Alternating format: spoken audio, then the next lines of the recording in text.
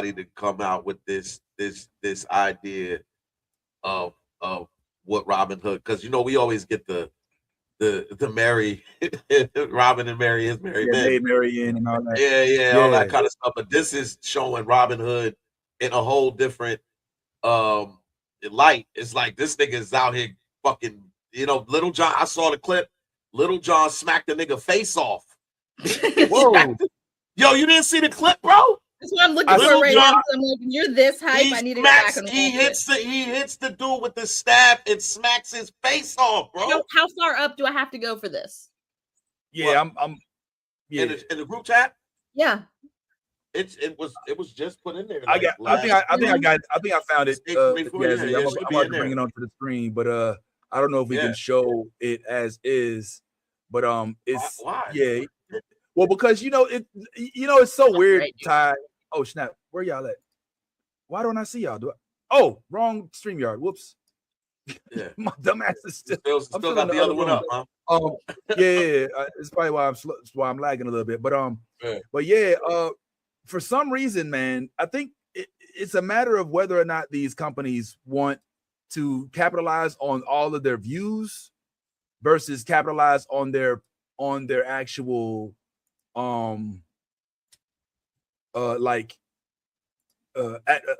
promotion.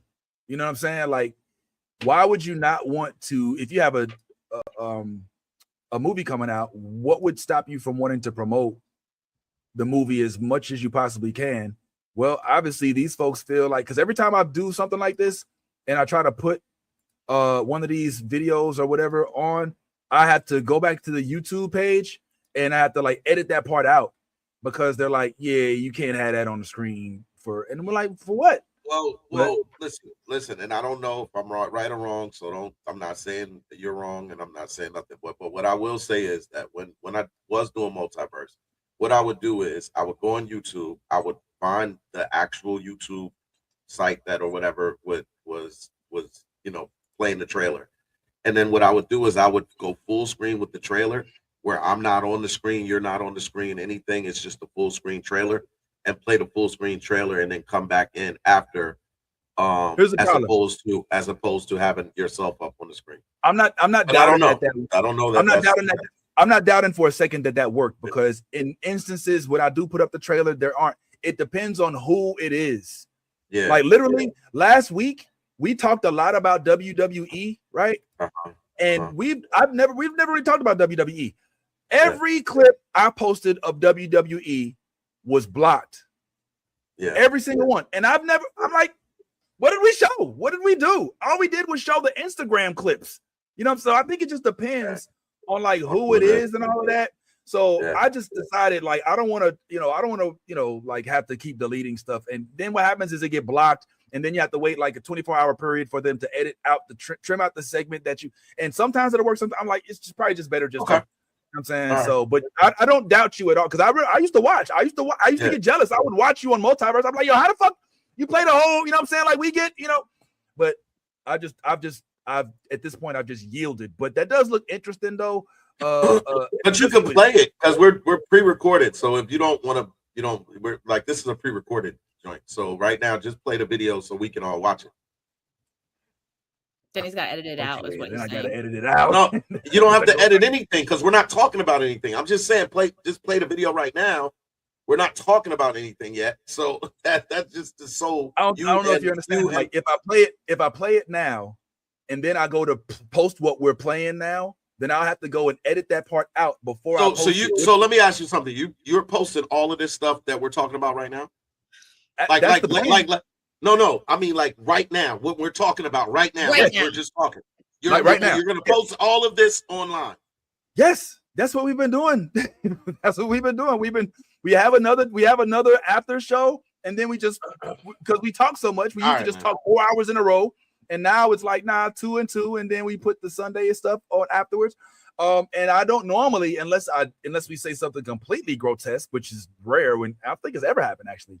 I don't normally go back in to edit because that annoys me. Because I be like, this is work, and I didn't want this to be work, and now it's starting to be. But I can show it. You know what I'm saying? It's no big deal. Nah, man. It don't matter, but we might. It might just. Bro, what the hell? You was gonna do, man? Hold up, man. All right. It's so funny because sometimes I'll go go on Instagram and I'm trying to get things loaded up so that we can do. But for some reason, this came up right now, and there's zero context to this. So I'm just gonna go ahead and put this on the screen. And maybe y'all could help me understand it. I can't tell you what's going on. She'll understand. She'll understand when she sees your raggedy ass. I just saw that. Exactly. I'm not gonna let you do it, but do it. I swear my wife will beat your ass. Okay. Then bring her. Call your wife. Call your mom. Call your mom. Call your mom. Call your mom. Call your mom. Call your mom. Call your mom. Call your mom. Call your mom. Call your mom. Call your mom. Call your mom. Call your mom. Call your mom. Call your mom. Call your mom. Call your mom. Call your mom. Call your mom, you ugly bitch. Call your mom, you ugly bitch. Call your mom, you ugly bitch. Leave me alone. I'm gonna beat you up myself. Oh, get the fuck away from me. Get the fuck away from me. Why? Get the fuck away from me.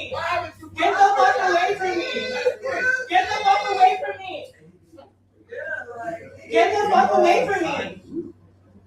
What the fuck is wrong with you? Dude, you harass women, so your wife's gonna beat them up? And you know what? The first dude, he was stalking me. He's a stalker. He was staring at me the entire time I was here with his crusty, weird-looking fucking mouth. Like, he's wearing it out. That's why he's making all those weird fucking jokes.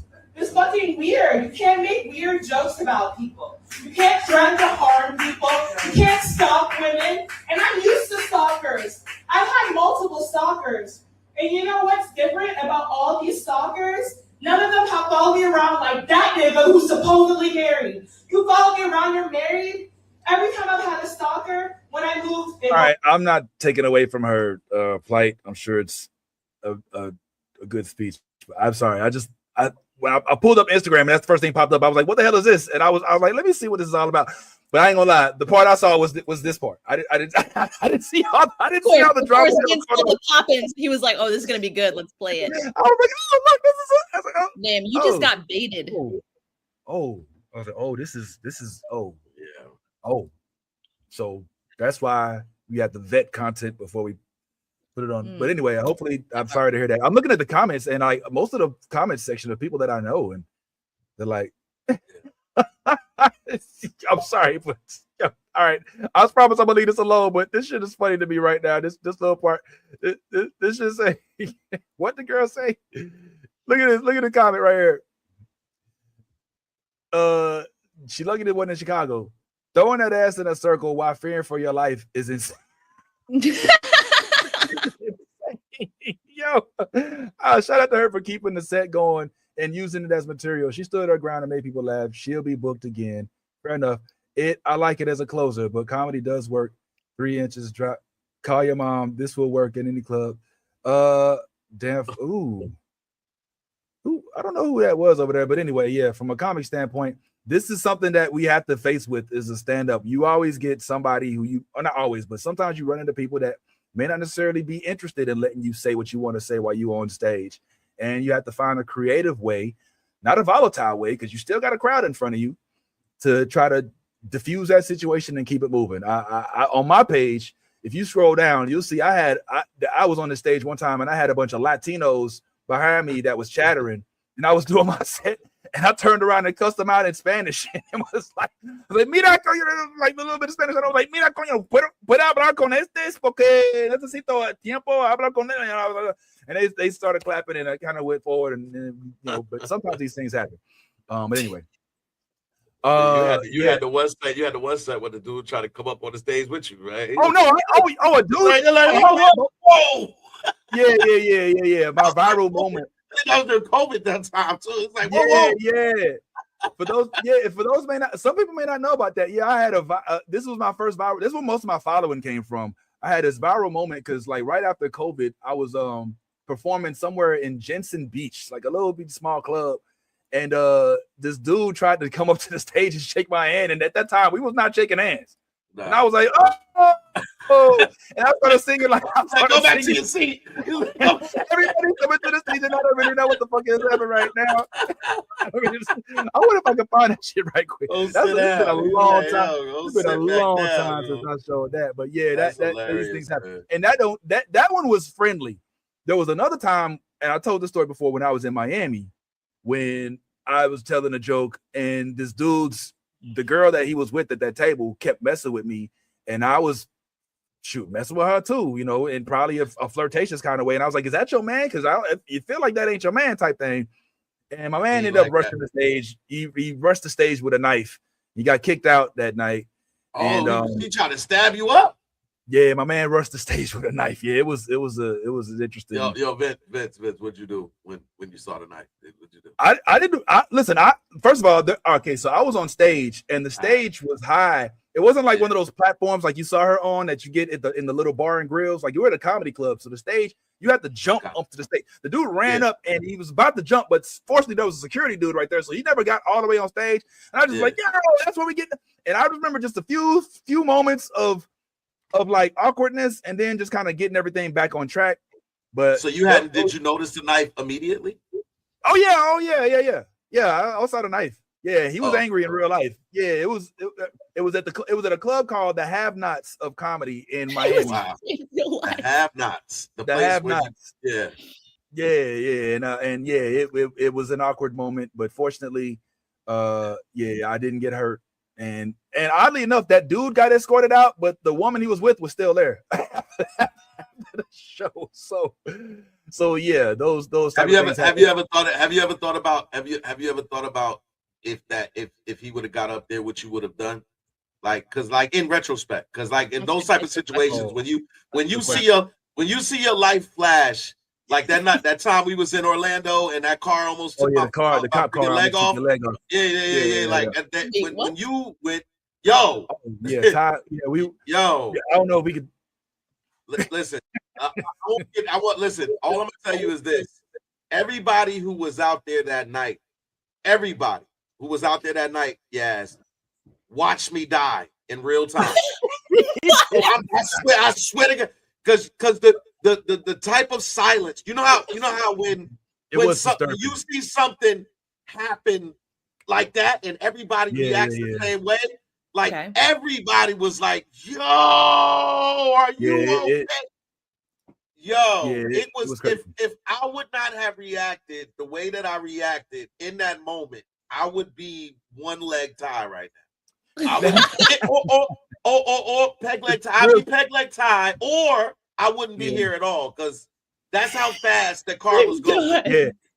So yes, we was walking across the street down by Church Street, right? Okay. Like in that area, it was us and a couple friends, and we got almost to the other side of the street, and Ty was literally about to step like from the street to the sidewalk when a cop car out of nowhere like goes from 0 to like 80, like from like a few weeks, and like literally if Ty didn't like see it or move, he would have been a casualty of war, because they did not have any regard to his like he had to he literally did a move where he like lifted his leg up like this and spin around and like spin around. That's exactly what I did. That's exactly what I did. And if he didn't do that, Ty would have been on crutches today, I promise you. So wait, you're telling me that if Ty didn't have his ninja-like instincts, okay, he would have been like the bitch off The Boys. Yo. Yes, literally. Yes. And that is no exaggeration at all. Okay. That is exactly what happened. It happened so fast. 0 to 80. Like, no joke. Like, it is dark. It's like nighttime. You know what I'm saying? Like yes. They're crazy. Orlando police is ridiculous. They be turn on their lights, flying through shit all the time. Like, they're absolutely the most dangerous in our city. I will give you that in our state. Orlando police don't play. They're fucking no. Yeah. So I'm glad you weren't a casualty of the Florida Police Department. Almost as crazy as this. Oh, he's going this way. This microphone stand is loaded, bro. Hey, listen, brother. Me and my Wakandan soldier do not want to be Portland today. You good? Oh. What's up, bro? You're up out of your seat. Oh shit! Hey, there we go. Hey. Everybody's coming to this thing and I don't really know what he's doing right now. I'm just trying to call it a show and I just wanted to tell him to cut jokes. You're trying to take away my little shine. I'm up here trying to tell jokes, yeah. I want you to shut up, sit down, take a seat. I want you to walk away. Shut the fuck up right now. Shut the fuck up. I want you all night dancing, talking shit is hell bad. Go to the back, leave me the fuck alone. I never take it. If there's one white girl I can fuck with, that's really.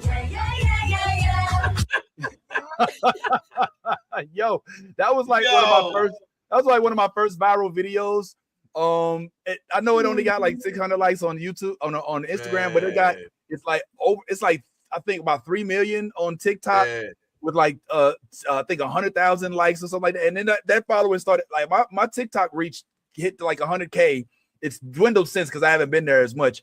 But that following like trickled over into YouTube, Facebook, Instagram.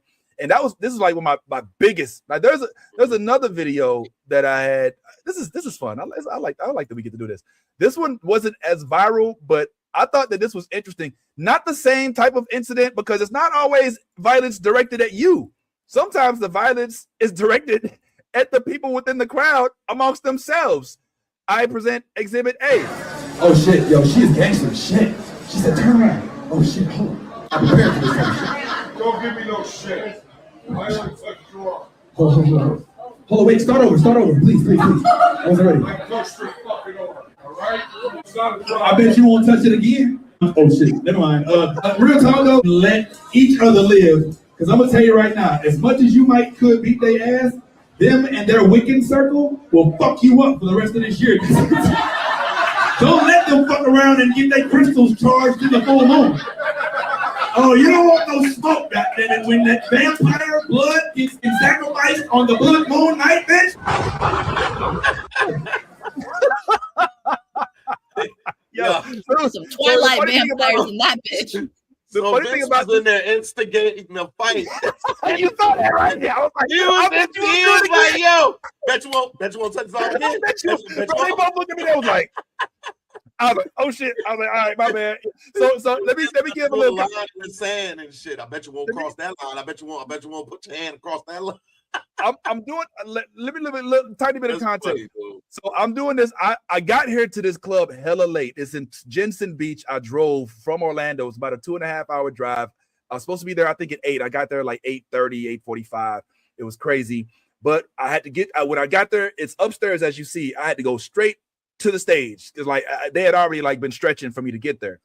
So I got there. I'm all jacked up on Mountain Dew and Red Bull, and I was just like, yo, bump it. Let's go ahead and get into it. So there, what I'm talking about is a section of young ladies that all had like gothic, like they were all dressed, black lipstick, black dress, black hair, black glasses, black nail polish.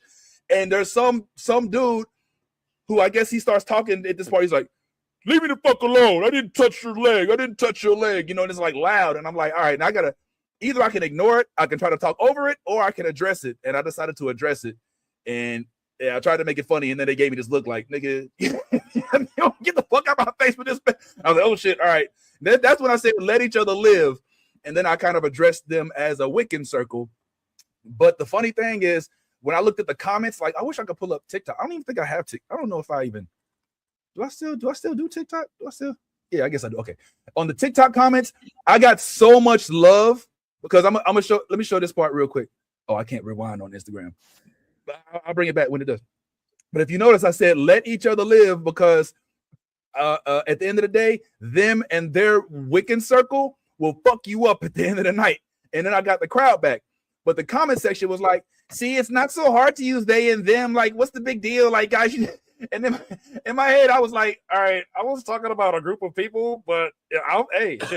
I was like, all right, hey, if y'all want to give me, some love for that, I'll take it. It is what it is. It's like I went to college. That's right. Yeah. I was like, all right, I didn't mean to, support. I mean, I have no problem with the they thems, but that wasn't what that was. But hey, shoot, if y'all want to give me a medal for it, I will gladly take it. I want to talk to you, Ty, real quick, because I don't know how far we're going, because I know we do have some of Ant's stuff to go over and all that. But you hit me up the other day. I was telling Yaz about this. You hit me up and was like, "Yo, did you see One Punch Man?" And I was like, "Nah." And he was like, "Yo, watch that shit. There's something that happens, and I want you to tell me how you feel about it." And I was like, "All right, I got you." And that's when I realized I was really behind. I went to watch it that day, and I was like, "Oh shit!" Like, I missed like 4 episodes, so I had to like get caught up. And so now I'm caught up, and I don't know what you're talking about. Okay. I don't know. Did you see the last episode? There was a few moments. The last episode? Nah, but this Yazzie, one, I don't think Yazzie's gonna watch it, so I don't know. This is the one that pertained to Saitama. This was all right. So do you? Because I had my phone, but I don't have my phone now for some reason. I think my wife got it. But I wrote down verbatim. I wrote down verbatim what the back and forth was with him and the big whoop-de-doo monster this year. Oh, so okay. Lord Orochi is supposed to be the big bad this year, this season rather. And Saitama finally comes in the presence of Lord Orochi. And there's just this dialogue that starts between them because Lord Orochi felt Saitama's power. As a matter of fact, everybody felt Saitama's power just from a punch to Poochie. Poochie being the hellhound or hell beast or whatever the dog that protects all of the monsters and whatever. And Saitama punched him and told him to sit. He told him to sit. He punched the dog, and in the midst of the punch, told him to sit. and then he comes before Lord Orochi, and he's like, "What did you do to Poochie?" And he's like, "I just hit him with a normal punch." And so the back and forth starts. Lord Orochi starts telling him how he's been bred for this moment where your sacrifice can mean my rebirth and all of these things, and how I'm the most powerful God. I was a human once, but through all of the trials and tribulations, I became the most powerful monster. He's going through this spill. Like, follow me. He's going through this spill. And he's telling Saitama, like, you ain't heard about me. You don't even know who I am. You don't know who you fucking with. These are all of the things that he's telling Saitama. And in the midst of him telling Saitama all of this, yo, you don't know who you fucking with, man. You better ask about me, yo. The niggas up over on 25th know about me, yo. And my work I've been putting in. Yo, he been Saitama stops him. Yo. Yeah. So you the king of so and so. You done did such and such to so and so. Yeah. You the toughest so and so. You saying all of that, and all of this is gonna be over in one punch. In one punch, yeah, that did happen. Yo, and he's saying it so calmly. Yeah. Like, that you don't understand that Lord Orochi was powering up the whole time. He was telling him who he is and where I'm from, and I'm not the one. The whole time, Lord Orochi is powering up. The moment that Saitama tells him it's going to be over in one punch, he releases all of the energy that he was powering up with and releases it directly at Saitama. Saitama narrowly moves out of the way, only to say, man, you just burnt my finger.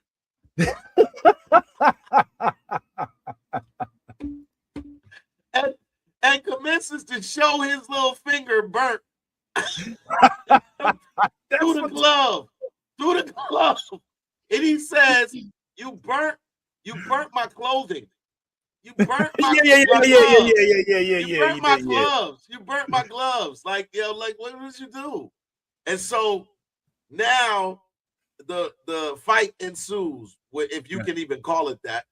Yeah, because Saitama commits to doing exactly what the fuck he always said he was gonna do, and he hits him with one punch. Now it's a lot less drama filled when I say it. When you watch it on screen, his punch is like the propeller of everything, so it propels him towards Lord Orochi, and then he uses his other arm as some sort of force field, and then just kind of navigates his way to Lord Orochi's chin and commences to knock his head clean off. Yeah. And then after he knocks his head clean off, he said, what did you do? He was like, a normal punch. a normal punch. Now I had to go back, Vince, and check through the seasons.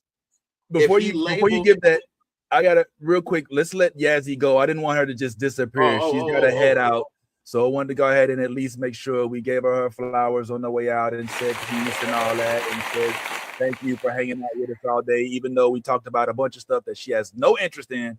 She still pulled up and held it down, and be on the lookout because Yaz got some content dropping next week on the new Blurred Order page. So definitely, man. Yazzie, anything on the way out? Anything on the way out, Yazzie?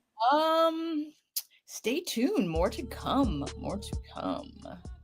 Hey, woo, Pong. Hello. Just let that be what it is. And when she say that, she mean it too, y'all. So make sure y'all tune in because Yazzie got some other stuff pulling up on deck. All right, let's keep it going. She's gonna go ahead and enjoy her time with her man. So, she wasn't supposed to be here again. Man, I posted. You didn't take me out.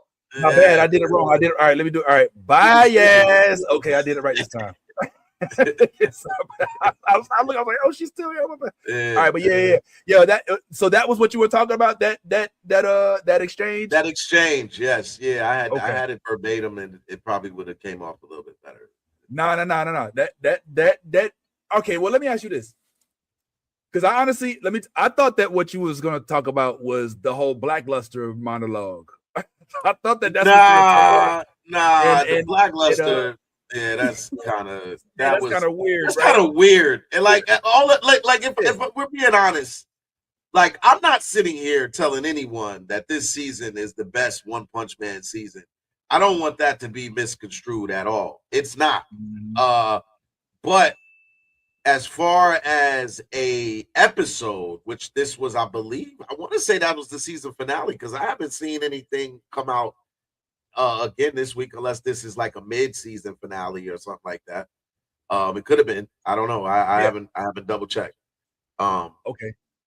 But according to what I'm reading, it looks like there's a part 1 and a part 2 of this season. We just saw the end of part 1, so it's like an interim, like a kind of a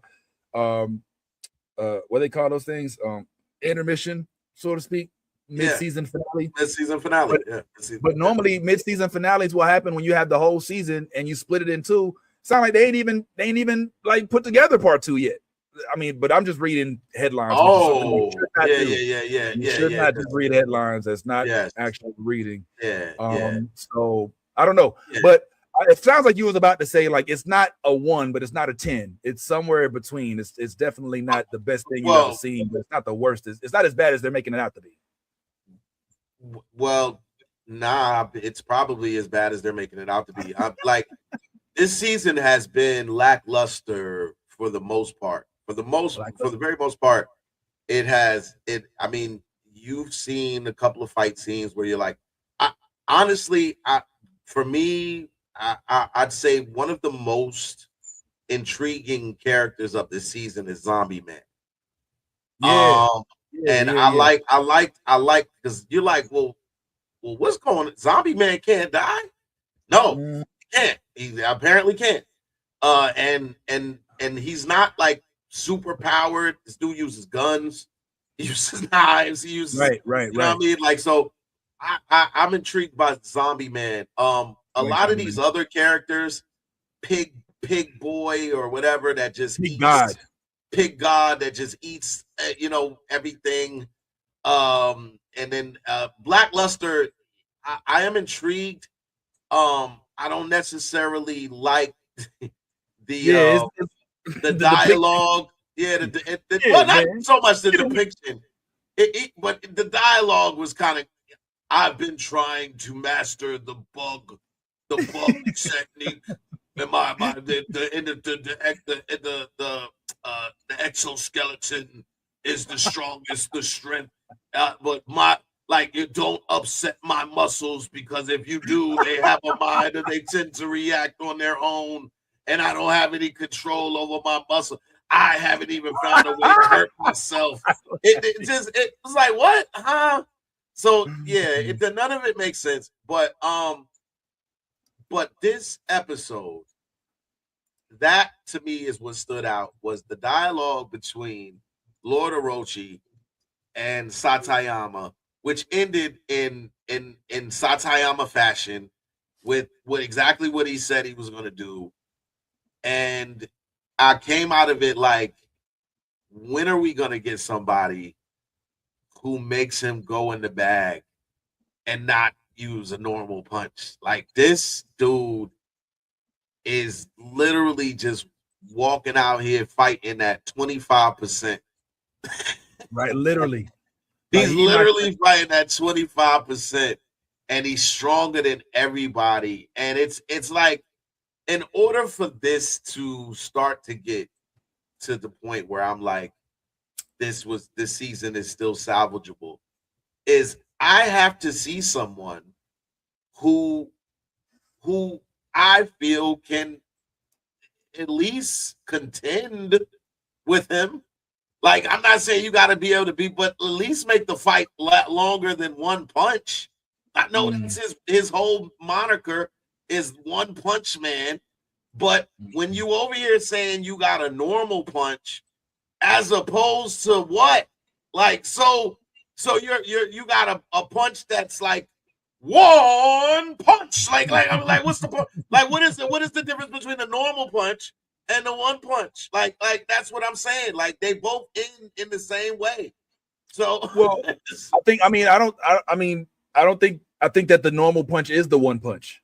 I don't think that they're different. No, I think that, so that's where I said no, because I had to go back to season 1, and when he fought the space thing that was coming from space and he hit it, he didn't say normal punch in that joint. He said like it was like something super punch. Like it was like he had like it wasn't a normal punch.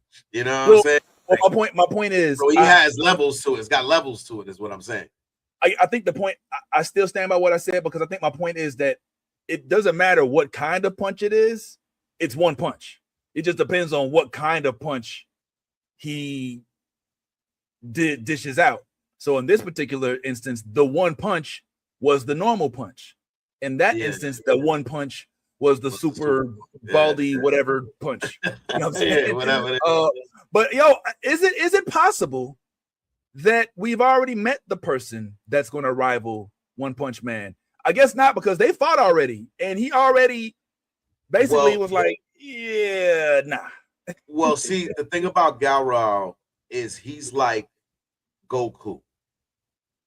He every time he gets beat down, he gets stronger. He comes back. He gets, you know what I'm saying? So each time that he fights somebody stronger, he gets stronger. And that's the thing about Gaoral. And I'm cool with that. But now they're like, I don't know, like, they're doing that thing that I always say about, like, when you have your villains. Don't have me with a villain that is like in a state of flux about whether or not they're truly a villain. You know what I'm saying? Like, that's where Gaoral is. Gaoral's on one hand is over here saving the little boy, you know what I'm saying? Like, but on the flip side, still wanting to be this villainous like thing where you go around the villains and they're like, you're not a villain. Like you can't be a monster because you still care about the things that monsters don't care about. We don't care about kids. We don't care about killing babies. Like we over here on some real type criminal shit, and you over here still trying to hold on to your humanity, and you can't be a part of what we trying to be if you ain't on this type of time. Like there was that episode where he literally fought 2 monsters to save a little kid, and they was like, look, man, it's just a kid. Like we kill kids on 2, like we bury, you know what I mean? He's like this is a Tuesday for us. Like this is, you know what I mean? Yeah. So yeah. That to me is always going to be something that kind of I feel like holds Garou back from becoming that which is needed in order to even contend with One Punch Man, with Saitama. I think what's possible is that, because obviously in my opinion, like they've clearly set up Garou as a textbook anti-hero. You know what I'm saying? I'm not here to save the world. I really don't give a fuck about much, but I'm a powerful motherfucker, and I'm just gonna lean whichever way the wind goes. I think they've set it up so that we can probably have a rematch between Garou and Saitama, but we've already seen them fight before, and Garou didn't come out successful. It's hard for me to imagine a realm where he gets powerful enough to contend with Saitama. But in these last couple episodes, we learned, because I didn't know, we knew the origin story, but we didn't know exactly the explanation behind it. We learned what is behind Saitama's overwhelming power, and that's that he has reached a point of limitlessness. Like he's beyond a limit, is what the dude tried to explain. I think it was in the second to last episode. He's like, he's reached a point of limitlessness. And he's like, wow. And somebody was like, Zombie Man was like, well, wow, damn. He's like, well, what is there a bad side of that? He's like, yeah, he's suffering the effects of it now. He's gone bald. He's lonely. He doesn't know how to fight. Like he's like, oh, that's the problem. Like he's lonely and he's bald, but he can beat up anybody he wants with one punch. It's like, well, yeah, but you don't realize like how detrimental that can be. Like just not being able to, you know, have a fight and never really know whether or not you know, or just, you know, be lonely. But I don't know. Like he was trying to explain all of that. Oh, I dropped a line.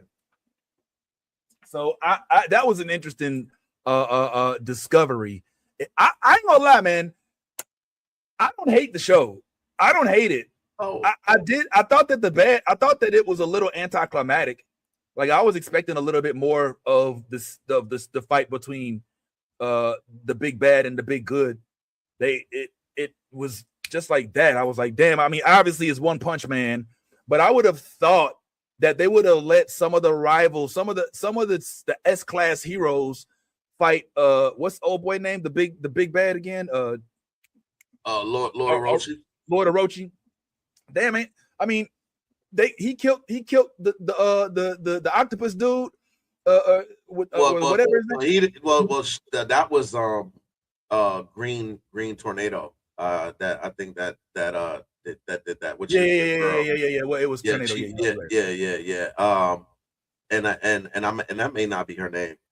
It's something Tornado. It's something, terrible tornado or something like that. But she's sort of. But yeah, and that was disappointing as well. Like that again, he even said he's not even more powerful than Lord Orochi, and for Saitama to kind of dispatch Lord Orochi the way that he did, it just shows that there's levels, and right now there's no one on Saitama's level, which is kind of disappointing, because again, when you're trying to have this big bad, like in order for them to build up Garou now, I feel like Garou has to go through all the S-class heroes. Like he literally has to fight all of the S-class heroes, and they've shown us the S-class heroes that are formidable. We saw the Black Luster even said it. He said that it's him, the Tornado Girl, and King, which is King is an interesting thing, right? I love Because King. all of the heroes and all of the monsters think that King is the #1 overall superhero, and the whole time King is just the biggest. He's just the biggest. He has no powers. He has no powers, and somehow he's convinced the world that he is the most strong. When you hear that train coming, well, that's the funny thing about it. Yo, the funny thing about it is it's not even him convincing the world.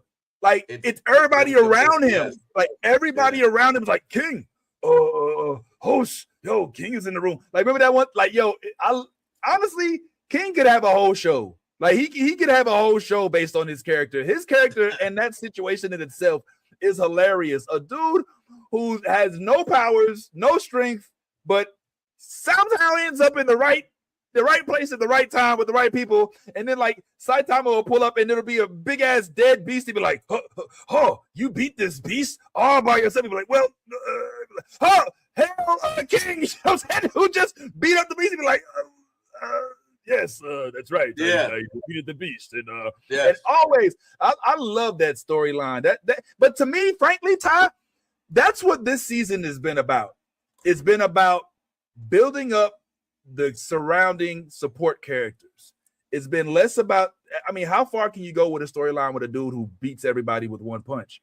So they've decided to forego him as the center of this show.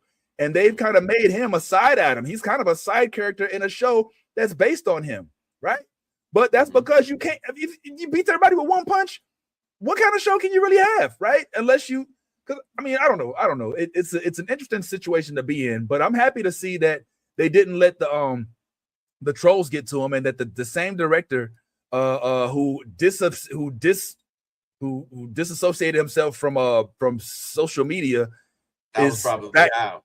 Because the trolls definitely did get to him, and that was why that's why he disassociated himself.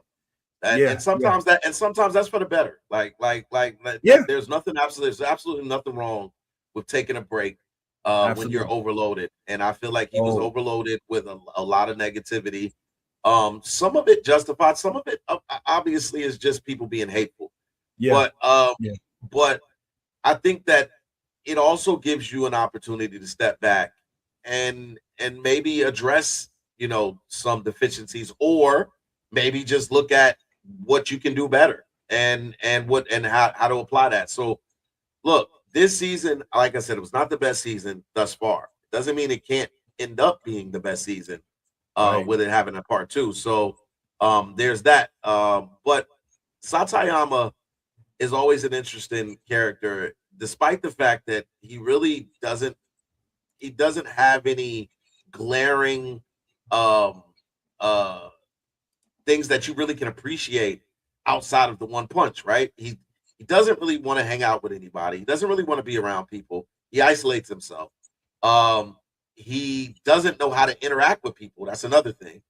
And like, he usually is on a mission that doesn't really have anything to do with what else is going on around him. He literally was coming there the whole time just to figure out what was the noise about.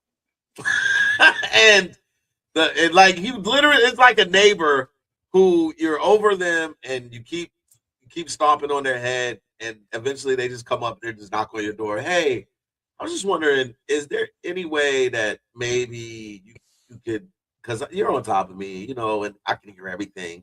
Just could you be a little more I feel like that's what this was all gonna be, but instead he found those neighbors that was like, fuck you and fuck you. You know what I'm saying? And it turned into something else. And that's kind of what he walked in. When he walked in, he was like, hey, you guys, these guys look like, he was like, these guys look like they could tell me what's going on. Hey, can you guys point me into the, he's like, what the, he's like, yo, look, remember when the cat creeped up on him? He was like, oh, he doesn't see me. I can get him. He was like, what? A dog now? What the Yo, the show, it's a comedy. It's just a comedy, man. It's You gotta look at it with you can't be serious about the show. You know, another unsung hero with the show, before we maybe get into some other stuff. Was the little I don't know who you go. Nah, I wasn't gonna say old boy. I know you think about. You talking about my man with my love. Yeah, boyfriend. Oh, my honeys. Oh, my boyfriends are like, dude, we're not your boyfriends. I won't let this go unpunished. Oh, I will use strong love and hug and kiss. Angel protection. His clothes came off. He had hair on his side. He's like, is he an animal? No, it's just hair. It's just like, he had so much hair. It was like, oh, he's transforming. He's like, no, he's just hairy. I was like, oh shit, this shit is hilarious. Oh, love is stronger than all my honeys. I can't wait till we get back to the prison. I'm gonna all of you back. Don't worry. I won't let this. He's like, you can never change him back. I don't believe that. He's like, yo, I ain't gonna lie. I got a kick out of watching it. I know it's a little out there, but that shit is hilarious. But that's not who I was gonna say. You were gonna say the child prodigy. Though. Yeah, the little ball with the pack, bro. My man went ham. Yo, every time I thought, like, dang, yo, he gone. My man pulled something out the bag, and he just was like, wow, I ain't see that coming. You know what I'm saying? Like, little man was, he underrated, definitely underrated, in my opinion. So yeah, it's more to meets the eye with him too. Like I feel like we'll find out more in part 2 rather. But there's definitely more than meets the eye with the young, and I think I don't know. I feel like that he knows more than what he's like alluding to. Like I just feel like he may or may not know already that Saitama's in there. Like, you know what I'm saying? Like, because there's only 3 people I believe that know that Saitama exists. And that is 4 people, excuse me, including Gaurao. But Gaurao doesn't know who he is. He doesn't know. He just knows that the dude knocked me out. I woke up. I was like, but I don't know who that guy was. But woo! Am I the only one that whenever Saitama fights, I have this, like, for no reason at all, something in my head goes, okay, this one gonna be different. And it never is. It's like, okay, all right, this is gonna take more than one punch on Lord Orochi. And it was like, nope, one punch. You know what I'm saying? I don't know. That's crazy. Yeah, I think in order for the saga of One Punch Man to continue to exist, he has to transcend universes. Like, he has to go. He Saitama is one of those. He's one of those. He could be an iconic, like, superhero where, like, has the ability to go and traverse all dimensions, all times, all universes, where you could find him in Marvel, you could find him in DC, you could find him, but whether as a free agent or whatever, but just one of those dudes that, like, you could use him in a comedic sense, where, like, on a live action, you know, this dude pops up every once in a while, does some wild shit, and everybody's like, who is this unknown man? And all you ever see is the back of his bald head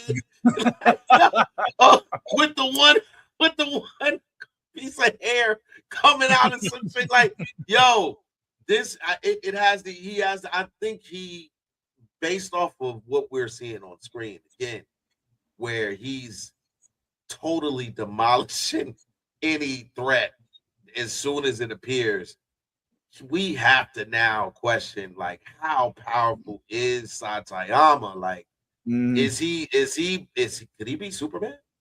Could he be Goku? Could he beat like whoever, like name him? I mean, we have to assume yes. We have to assume yes at this point, right? Like, I mean, we're talking about a dude who's not just fighting a bunch of villains, a dude who's fighting villains that are designated to the S-class heroes that only they have the power to fight. Like, you remember when that scene when what's her name? Tornado, what's her name? Like everybody was fighting, this thing came out the ground, and she was like, they was like, yo, help us, Tornado. She was like, for what? She's like, if y'all need help fighting this dude, then there's no point already. Well, if you need help with this guy, what the fuck am I here for? Like, we're supposed to be able to beat these folks by ourselves. Look. She said, you guys are support. Yeah, he's like, the fuck? You're support. You need my help? Then why are you here? Like, you're not needed. In the way. You know what I'm saying? Like, please. Like, she didn't wait to the exit, and she proceeded. It was like, all right, well, then you handle it. She was like, all right. You know what I'm saying? Yeah. Bye, big bad. So yeah. The support cast. I feel like this show. I mean, unfortunately, the show is known as One Punch Man, but One Punch Man, as a name, as a title, even though it's fitting, it does not necessarily really give a true idea of what the show actually is, which is a superhero show with One Punch Man as one of the main characters. By calling it One Punch Man, which again they should have, because the first 2 seasons were One Punch Man, they give you the illusion that the show will be about Saitama. But the fact of the matter is, what we know now is that the show is not about Saitama. Saitama is just the main. I shouldn't say that. The show is about Saitama, but he is just the main character in an array of characters. And by making it just called One Punch Man, you don't really expect, I guess, the rest of the characters to have as much prominence as they do in these scripts. So hopefully, it's crazy. It's crazy that like I said earlier, the 4 people that are aware of Satayama, one of which is Gaurao now, but you got Silver Fang. Silver Fang is aware of him. You got Genos. Yeah, I was about to say Genos. And then you got King. Is it the King? other? Well, matter of fact, I'm wrong. King knows as well, so that's 5. So King. Oh, and not just him either. The Tornado's sister. Oh yeah, the Blizzard or whatever. She knows too. So, but the reason that they know about this dude is because now that they've seen him in action, they follow him. That's the ill thing. You got to think Genos is an S-class hero, Silver Fang is an S-class hero, and the other old man that was fighting alongside Silver Fang, he's an S-class hit. No, Silver Fang. There's 2 old men. There's because Gaurao's old teacher. His old teacher, his old teacher is one too, and I just can't think of his name right now. But they all follow Satayama because they realize after the last fight where they fought that centipede type creature, where Silver Fang and Gaurao's teacher and Genos, all of them were fighting that thing and couldn't beat it. Satayama came up, hit that thing one time, and disintegrated it. And it was like, who are you? Like, Genos is like, oh, that's my master. They're like, your master? And then now you got so-called masters, like, can you be my master too? They have not left. You got to think about it. Since last season, they all are piling up in Satayama's apartment. So much to what he's like, yo, can y'all just leave? Can y'all just go? He's like, y'all are still here. He's like, yeah, y'all still doing it. Yo, this shit is this show is so ahead of its time, man. And I got a feeling that the second half is going to be better. Maybe this is what the point of all of the criticism online was so that when the director goes back into that booth, when he gets back into writing mode, he is thinking, all right, let me do something that'll hopefully lighten up my comment section a little bit. You know, even though I don't think it's right for people like Mike, like our guy Ryan Coogler says, he doesn't make things for people that are permanently on the internet. Yeah. You know what I'm saying? Which is a phenomenal quote. That's a t-shirt, like for real. Like, we don't make things for people that are permanently on the internet. So I understand that. But at the same time, I mean, everybody that rated the show at 2 and 3 weren't necessarily people on the internet. And even you said, you know, it's probably not the best. He needs to get back to what worked. He needs to get back to what worked. I like your idea of going out of space. I like that idea. Yeah. Well, that is definitely a thing, because if on your planet you are the most powerful thing, right, and being, then either people are going to come from far away because they heard about you, just like they hear about the Kryptonian. You know, we heard about the Kryptonian. He's here. Like, where's he at? Right. Yeah, I pulled up for him. Like, that's what I came for. So like that, you would assume that would have to be the next step in the maturation of One Punch Man. Like, he has to go where now you're not just dealing with monsters, you're not just dealing with humans, you're dealing with beings that can absorb a punch. And now, what are you going to do now? Now that you no longer just be, because it's not like we're sitting here fronting like Saitama doesn't have the capability of doing more than just one punch. He can do whatever. Like, this motherfucker, he moves at the speed of light when he wants to. Like, it seems as though his skin is impenetrable. Like, so I mean, like, what is there? There's no, I don't think there's any limits to what he can do. So, but in order for us to explore those, we have to see him in action against somebody that can last more than one punch. Well, the funny thing is, we do know he has limits. He doesn't know how to fight. Like, remember, the second season was about him trying to learn martial arts. Like, he was like, martial arts. I should probably learn some of that shit. Right? I'm gonna be the strongest person in the world. Maybe I should learn some of that shit. You know, we know he can't really fight, but he's just really strong. But in addition to your proposal to bring in alien worlds or to go to alien worlds, I also would like to propose a potential idea for him to not just go to worlds and fight stronger people, but for him to have kind of like a Gene Hackman Superman 4 cloning type of ordeal. Remember when Lex Luthor took Superman's DNA and made another version of Superman that was also powered for the sun, who was just as, but he only answered to Lex Luger. Luger. I keep wanting to call him Luger. It's this WWE bullshit. Lex Luthor. Like, I could see where the villains clone Saitama and make a bad version of One Punch Man that can rival him. That's like the only other thing that I think could possibly be a storyline worth exploring. I don't know. It might work. I sure hope not. That's lazy. It's been done way too many times. Well, going to other worlds has been done. Shoot. I mean, in going to other worlds is always going to be a thing, because you know you're limiting yourself if you think that your planet is the only planet in these huge universes. So that's why I mentioned that. But in terms of the cloning aspect, like, it either goes right or it goes wrong, or most of the time it goes wrong. Most of the time the clones are lackluster in some way, have a deficiency in some way. I think, again, there's an opportunity here for crossover events to happen, for crossovers in comics and storylines and in terms of live action. Like, in order, again, I just feel like in live action terms, for this not to become a Superman movie, because that's basically what it would become. I feel like you would need him to go. It makes sense to go into other properties and make deals and make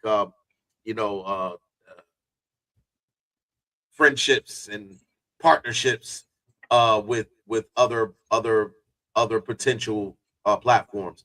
Because again, Saitama, he's like I could have said this last season, but it's really starting to feel like it's him, and then there's it's everybody else.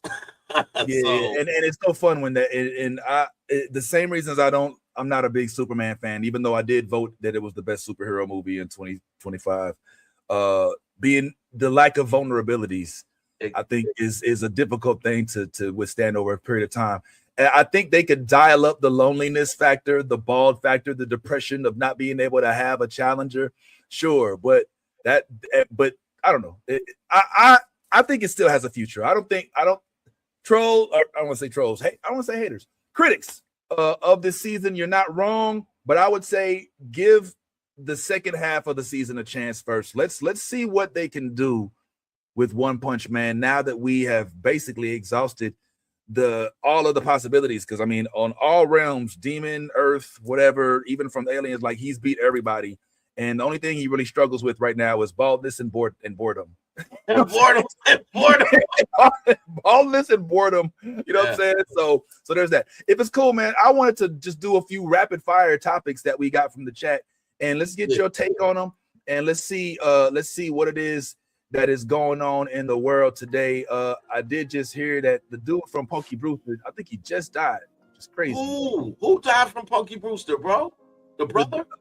Yeah, man. Oh boy. Here, I'll pull it up on the screen right quick. Oh, did it go away? Did I lose it? Yeah, I lost it. Yeah. Oh boy, the black dude from Punky Brewster. I can't remember his name. But if I find it, dang, it just I shouldn't even have said nothing because now I mean, do we know his name at least? Can we get his name?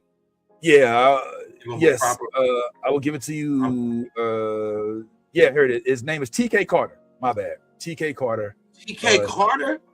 Yeah, man. Sorry, I'm bad I his name, but TK Carter. This died evidently. This is like fresh. Hours. I think this happened this morning, possibly. And forgive me because I haven't checked sources. I'm just checking headlines, which is not real. I advise you strongly.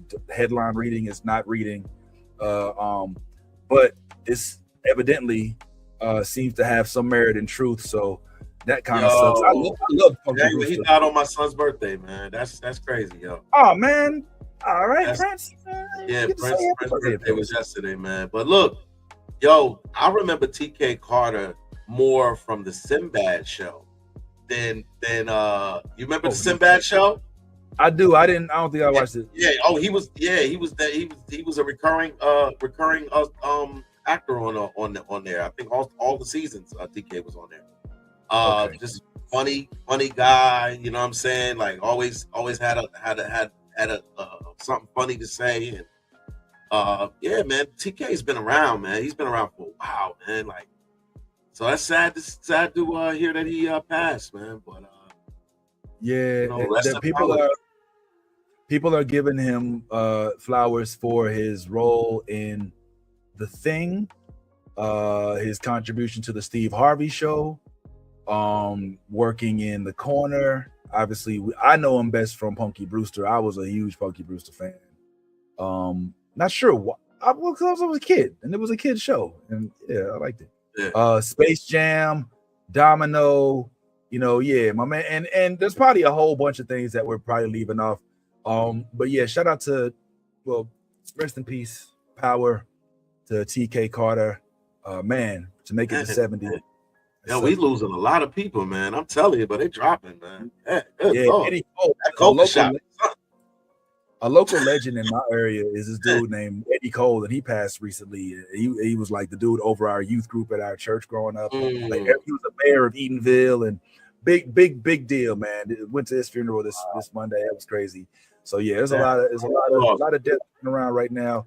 Condolences to all that are related and close friends with this gentleman right here. But let's get into some other stuff. I'm gonna run down the list on a few things, man. We won't spend too much time on each of these topics, but stuff that I thought was kind of interesting. Oh, and then maybe we'll show some of Anthony's stuff. All right, so First, I saw this and I thought this was fascinating. You tell me your opinion, if this works for you or not. Evidently, Sebastian Stan has been pegged to be in the Batman 2. Evidently, he's gonna play the villain. Maybe, I don't know. And he's gonna play Harvey Dent. Oh, Harvey. Oh, so they're gonna Harvey Dent. Okay, all right. Two-Face. I don't like it.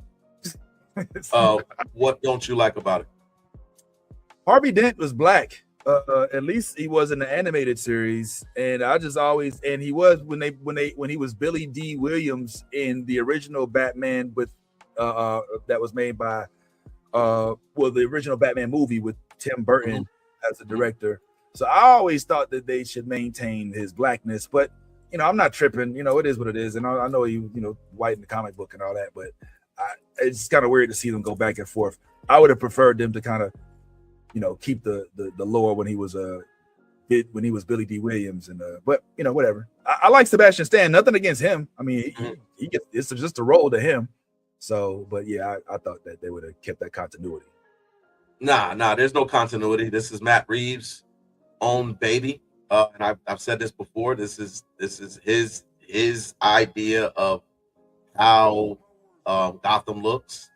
He still kept Police Commissioner Gordon, and he's played by Jeffrey Wright. So you get at least one black per movie. I'm just playing. That was a joke. That's bad. Anyway, Sebastian Stan as Harvey Dent, I'm fine with. I've been a little vocal about the fact that I wish some of these DC properties, and I'm not saying that they haven't. I'm just saying in regards to this particular project, instead of just drafting all of the Marvel ex employees, or current and ex employees, we'll do that. Then I would have rather seen a younger actor get an opportunity at a role in such a world building universe such as Matt Reeves' Batman. No shade, no nothing towards Sebastian Stan. I love him as a Winter Soldier. I think he killed that role. And I think he'll do a very good job as Harvey Dent. If anything, it will kind of mimic his role as Senator in Thunderbolts. You know what I'm saying? Like, it will kind of mirror that, I think. The version that we saw. It gets weird when I see an active Marvel person playing in an active DC universe. I don't know. For me, it's a little sacrilege. It's not like wasn't just in Thunderbolts. Like, he won't be in these Avengers movies. Yeah. I'm not saying take it. I mean, I get it. It's not like the first time we've seen somebody in Marvel and DC. It happens. Jeffrey Wright. It feels like double dipping. It feels like double dipping. It feels like you're double dipping a little bit there. So, yeah, like if we look up and we see Tom Holland in like Batman, we're like, that's kind of weird, but whatever. All right, well, all right. So that's our feelings on that. This is also some kind of news. I don't know if this is. Honestly, I like to hear what you think about this. I don't know what to think about this. I don't know how to feel about this. The hunt for Gollum. I don't know how to feel about this. I don't know. I don't. For some reason, my mind won't let me get excited about it. But before you answer, there's something else that goes along with this. I'll play this real quick. Let's go. Well, I hear there's going to be another movie set in Middle Earth. And it's going to start filming in May. It's going to be directed by Gollum, and it's all about Gollum. But I'll tell you two secrets about the casting. There's a character in the movie called Frodo.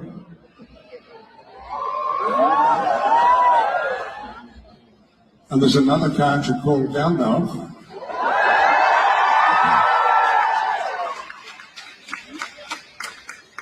And apart from that, my lips are sealed.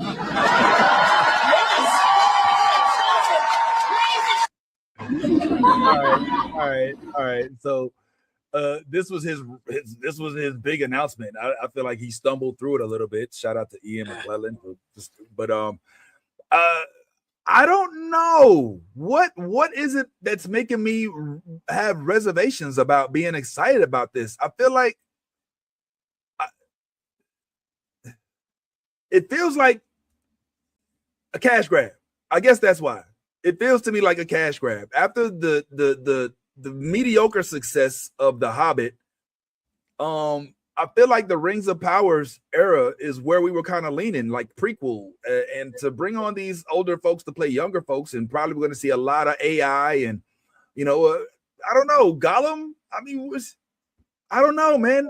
Andy Serkis. Why do you feel like you'll see a lot of younger folks and older folks playing younger folks? Ian McKellen still looks like Gandalf the Grey. Let's not act like there's a whole lot of makeup that needs to go into that. And Frodo, thankfully, some good years of aging. He doesn't look that far off. I mean, you could still. I mean, the hair might be shorter. I think he probably comes in with a shortcut rather than a long cut. But outside of that, he still looks around. He's still still aged pretty well. According to what's already been told in this J.R.R. Tolkien classic, Frodo was assisting the whole Middle Earth in getting this ring that can rule them all to Mount Doom, which is in Mordor, and successfully gets there at the end of Return of the King, in which, just like in the books, just like in the cartoon, Gollum bites the finger off of Frodo, takes the ring, and falls along with the finger and the ring into Mount Doom with a smile on his face. Finally, so he finally gets his precious. So that means that if this movie is to be put into production, it has to be a prequel. This has to have happened before Gollum commits suicide, which means that they will have to be younger versions of themselves. This can't be Frodo and Gandalf after Aragorn has gotten back to Gondor and become the king again. This has to have happened before the whole Fellowship of the Ring. This has to. I mean, this is somewhere before the movie ended, before the trilogy, and they're at least 10 to 15 years older than when the last Lord of the Rings movie came out. Which I'm not. Look, that happens. I'm not tripping about that. I'm just saying, like, in the world of Lord of the Rings, it feels like if we're going to expound on that universe, it's not necessary to revisit old characters all the time. This feels very Luke Skywalker in Star Wars. Like, we have to center it around the people that they know in order to get people to come to the yard. And I feel like that's a lack of creativity on a little bit, especially when you hear that it's done by Andy Serkis, who played Gollum, voiced Gollum, embodies Gollum, and now he's writing and directing. Correct me if I'm wrong. I think he's writing. I don't know if he's writing. No. Well, that was kind of one of the things I wanted to touch on. Was this is going to be a different version. Now, my only holdup is I feel like this has already been done. Right. We watched this journey of Frodo and Sam, and then Frodo and Gollum up the mountain up to Mount was it Khazad-dûm? But we saw all it. We saw that was the journey. That was the journey of following him, finding him, him telling, "Hey, I know where." So we been this journey. The difference is the directing style. I think the Hobbit and all of those other movies were directed by Peter. What was it, Ramsey? Peter Jackson. Peter Jackson. So this is going to be Andy Serkis, right? And his rendition of the Gollum journey, which I think is going to be more focused on Gollum than anything else. So you're gonna see Gandalf and Frodo maybe as distant figures, maybe in like I see what you're saying. You know, once overs, or like you'll see like from if he does this right, you'll see him using camera angles where they're far off and they're walking or they're journeying, and you don't actually see them close up, so you don't see their age, you just see their figures. And so a lot, I think that's probably the route that he's going to go. It's going to be more Gollum focus, and Gollum is going to be the narrator of this story now. It's going to be narrated by Gollum and what his journey looked like while they were hunting him. You know what I'm saying? What did he go through? Like where did he wind up? How did he wind up in the cave? You know what I'm saying? So all of these parts of the movie that we of the movies that we saw where Frodo is coming up to the cave with the spider in it and something like that, and then you know Gollum's like, go in there, let's go this way, you know what I'm saying? That type of stuff. I think we'll see a lot of that, but I think this is definitely going to be told through the mind of Gollum, focusing on Gollum. This is a love letter for Andy Serkis to Gollum as the character Gollum. Like it's like, okay, Andy directing, writing, and decided, like they're like, Andy, we're gonna give you an opportunity to write. What you want to write about? I want to write about me.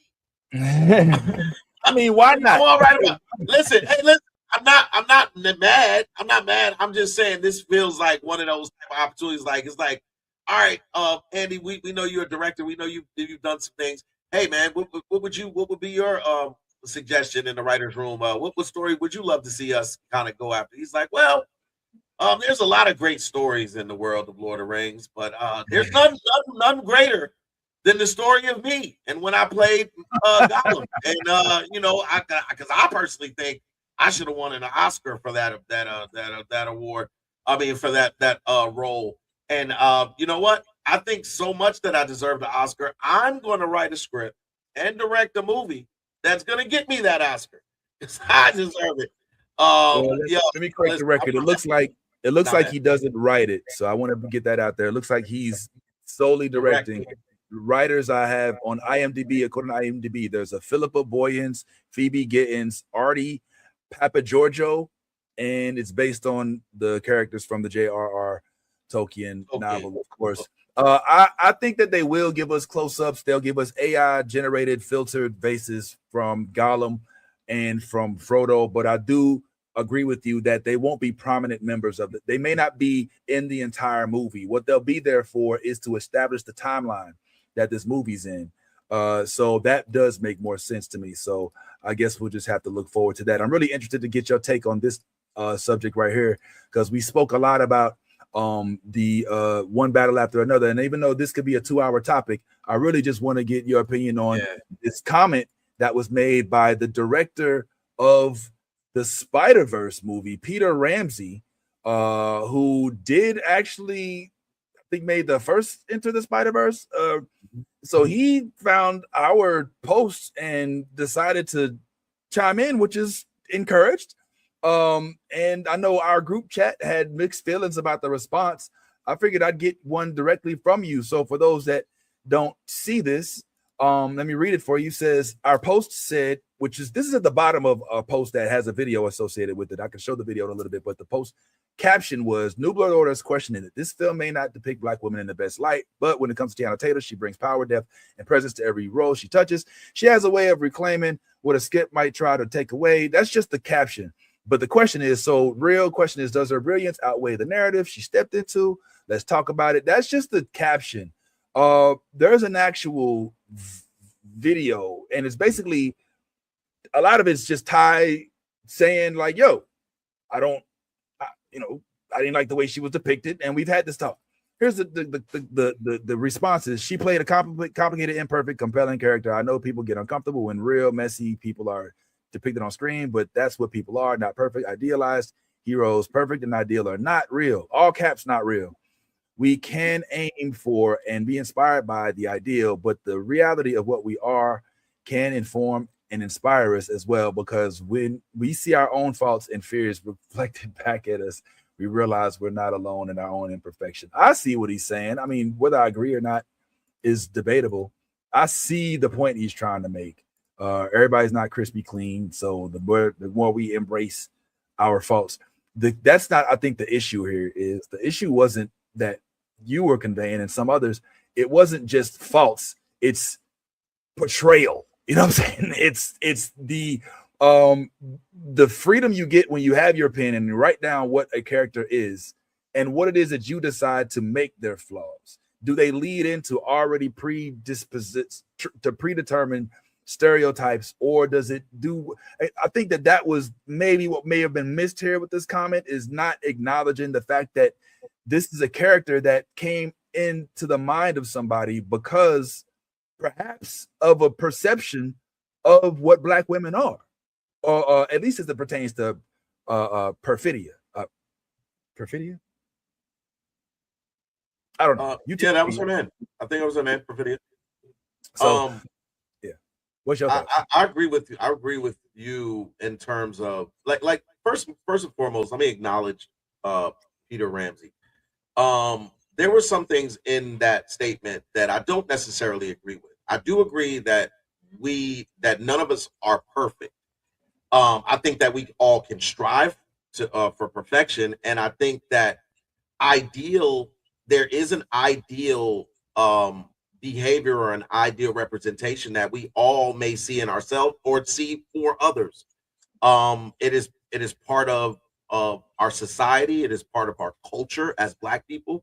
That when we see something that does not rub us the right way, we've been taught for so long to shut up and just play ball and just shut up and just mind your business. But no, we're not in that space anymore, Mr. Ramsey. We have to address things as we see them.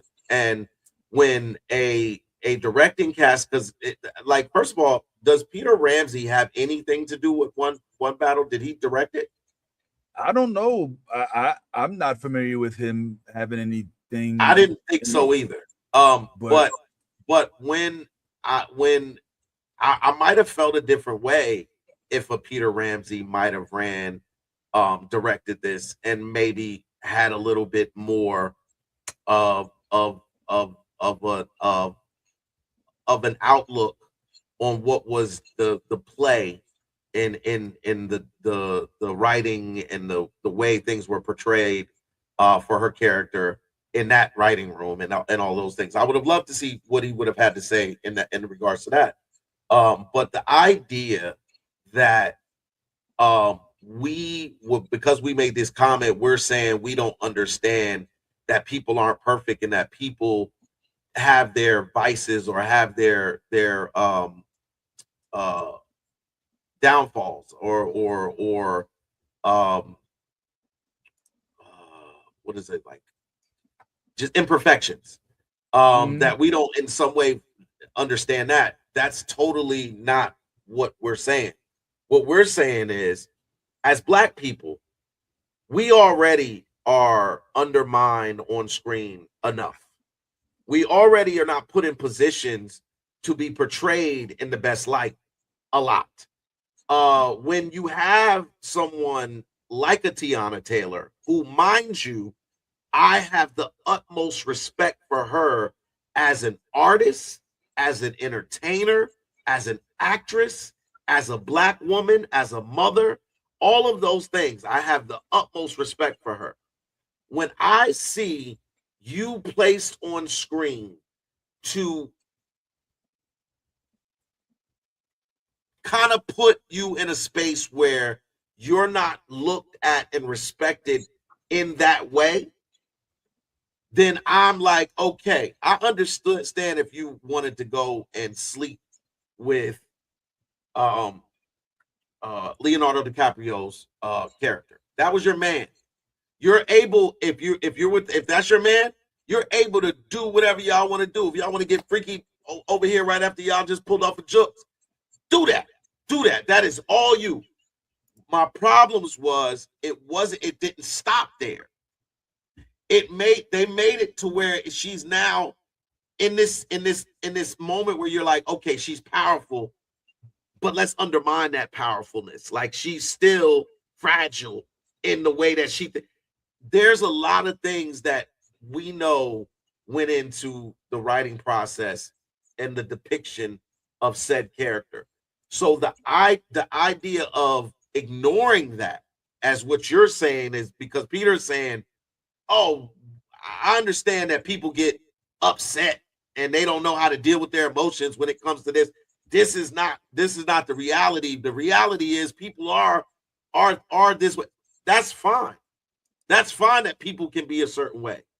But to go so hard at proving that throughout the movie is where I have a problem with it, where it starts to get a little bit like you're beating this in our head.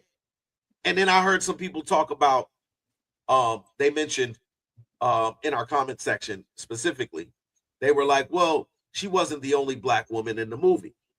Well, you're right. She wasn't the only black woman in the movie, but she was the only black woman in the movie spotlighted. Regina King came through as the person to come pick up her daughter and basically take her to the next spot. Like, for those who are trying to say that Regina King had this deep role in the movie, you didn't watch the movie, because she didn't have a deep role in the movie. Yes, she was one of the freedom fighters, but when did you see her doing anything? I'll wait. All right. Well, no. I'm just saying these things because I've heard this. It's like a way to, like, it's a way for people to take your attention off of one thing and deflect it to another thing and be like, oh, well, she wasn't the only black woman in the movie. No, there were multiple black women in the movie. You just they weren't spotlighted. Old girl's mother and grandmother were freedom fighters. They when she came in the house, you knew that they were freedom fighters because they told you that they were freedom fighters. They basically was like, yo, this is a legacy thing. Like, we've been doing this for years. But again, did they spotlight anything? No, they acknowledged that they were freedom fighters, but that outside of that, you didn't hear anything else from the grandmothers. You didn't hear anything else from the mothers. You didn't hear nothing. So these are the things that I'm saying, that there was a clear message to show the imperfection in Tiana's character more than the plot of her being this strong individual, which is why when she left the screen, when she left the major, when she ran out and left, you didn't see her anymore in the movie. There was the only thing you got at the end was the letter. You got the letter that she wrote her daughter. You know what I'm saying? To let you know that she never forgot about her daughter. That was the whole purpose of that letter, was to let you know that despite her decision to leave, she never forgot her daughter. Like, she knew that this was the decision she had to make in order to save a lot of them. It wasn't just like what like it made it to seem like she was just betraying all of them and everything like that.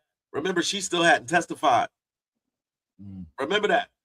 She still hadn't testified. He had her and he had taken her and put her in protective custody. Well, it's safe to say you weren't fond of the depiction of Tiana Taylor in this movie. I can see the point you're coming from, and the way I relate it is like, it's when, you know, like if they put like a black person on Star Trek, and he like sags his pants and like is a thief, you know, and you're like, you know, well, you know, people have imperfections. We're like, well, yeah, but they don't have to feed into stereotypes. On the other end of the spectrum, I could see why folks will be like, well, Tiana Taylor definitely was on the cover, but she wasn't the embodiment of black women in this movie. She was a character that had, you know, and then there's other arguments like, listen, black women, as much as they are to be heralded, they also have wants and needs, and they have the right to. There's a whole array of different arguments that I found in the comment section, of which we won't go through today. So to speak, I can kind of see where all of these come from. I hate to be kind of a Switzerland on this one, but it's a whole complex thing, you know, the movie and all, not just Tiana's character. And yeah, definitely worth chatting on. But I definitely want to get your feelings on it because I feel like he was responding specifically to you in that because that post was overwhelmingly you and your comments on that movie. But a couple of the things real quick, and then we'll go ahead and get on up out of here. I thought that this was fascinating. Actually, no, I ain't gonna talk about that. You and I both saw Godzilla -1, but now there's, now there's, what is this? What is this? What is this? This is the equivalent of the American Godzilla movies being done by Japan and them seizing back control over the fact that they were the ones who originally came up with the Godzilla ideas. So the Godzilla -1 was the entire, remember that entire movie was done in their language in Japanese, I believe it is. I don't know. I'm not trying to offend anybody, so I don't know. No, I think that's right. But again, I think it was completely done in Japanese with English subtitles. This is also, I believe, done the same way. I believe this is also going to be entirely in Japanese with English subtitles. So this is what I just said, which is the Japanese saying, hey, you took Godzilla, you Americanized it, but hey, this is originally our concept. This is originally our thing. And we're going to do our versions of these movies. And I'm here for it. The more the merrier. I don't, Okay, so but essentially what it is, it's a sequel to -1. Yes. Is that, okay. Yeah. It's the same thing as, like I said, it would be the equivalent of us doing a Godzilla movie and then doing Godzilla 2. Okay.